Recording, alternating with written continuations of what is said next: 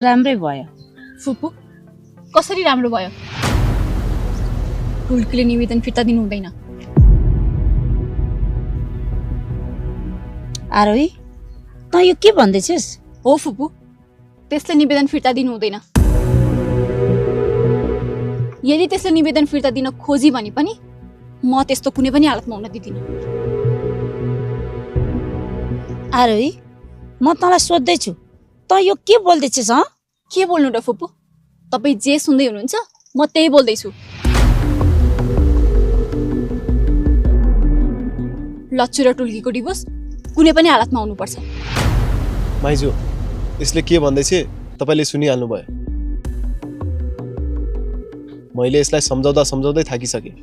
अब तपाईँले सम्झाइदिनु पर्यो। मैले उसलाई धेरै पटक सम्झाउन खोजेँ माइजू, तर उसले बुझ्नै खोजिन।